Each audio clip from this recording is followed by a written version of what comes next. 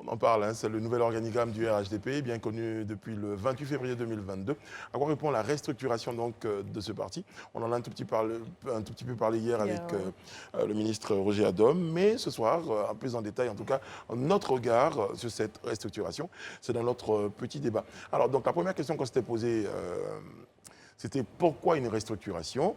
On est parti au pouvoir, quelqu'un aurait dit ça marche plutôt bien, mais on décide à un moment donné de faire une restructuration. Edith.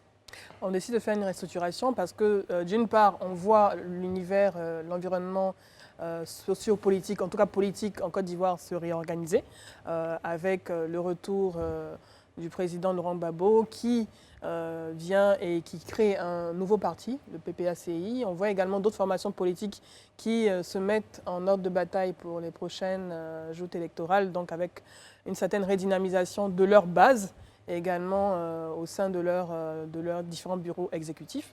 Et forcément, je pense que le parti au pouvoir a compris qu'il est important de pouvoir se préparer, de pouvoir secouer un peu le cocotier, nettoyer un peu la case et donner un certain dynamisme, redynamiser son bureau. Très bien. Alors, j'ai dit tout à l'heure, j'ai pensé à la VAR, c'est tout à l'heure, on est parti au pouvoir.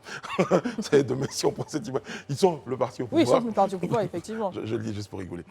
André et Alain, on parle de directoire, finalement, d'un directoire qui est dirigé donc par M. Kafana, un secrétariat exécutif, un organigramme type pour le RHDP. Un organigramme type, mais enfin, le directoire existait. En fait, c'était juste une sorte de remise à niveau de ces différentes, j'allais dire, structures du parti, parce que ça existait.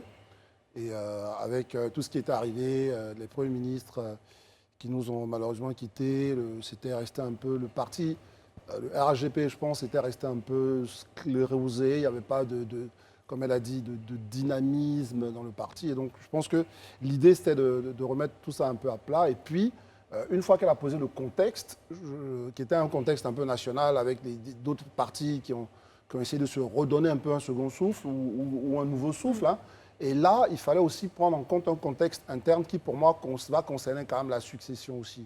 C'est-à-dire qu'en ce moment, il est bon de canaliser un peu les troupes dans l'optique justement d'une succession d'Alassane Ouattara. Donc le fait de rebattre ces cartes-là, ça peut permettre non seulement de canaliser. Donc là, je ne suis pas convaincu que Kafana est placé parmi ceux qui vont succéder à Ouattara. Donc le fait de mettre quelqu'un comme lui au niveau directoire, ça va éviter tout de suite qu'on soit dans cette course à la succession. On met quelqu'un qui est plutôt censé faire parler les différentes parties de cette course. Donc je pense que là, c'est en tout cas, il y a beaucoup d'enjeux aussi internes dans cette restructuration. Alain, on a parlé tout à l'heure, je parlais d'organigramme type, parce que les indiscrétions parlent d'une autre entité, d'une autre structure qui viendrait donc accompagner ou chapeauter ce directoire, une forme de présidium, on a entendu.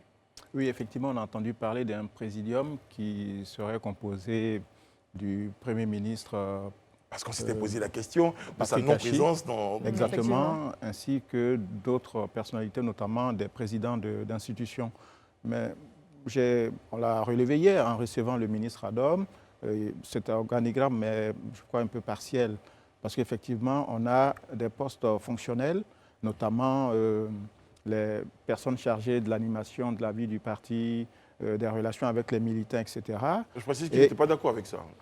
Non, mais pourtant, c'est la réalité. Voilà. Le secrétariat exécutif, ensuite les secrétaires exécutifs adjoints sont en charge de l'animation du parti, de l'organisation du parti. À côté de cela, il manque une structure qui est importante, qui est un pôle essentiel dans un parti politique, ce sont les pôles thématiques. C'est-à-dire ceux qui phosphorent, ceux qui réfléchissent, ceux qui font de la prospective pour nourrir le projet du président et du gouvernement. Et nous sommes dans une période préélectorale et il va sans dire que ce pôle-là sera nécessaire parce qu'il est très intéressant effectivement d'avoir des femmes et des hommes qui sont les responsables du RHDP, mais pour quelle idéologie, pour quel projet, pour quelle idée?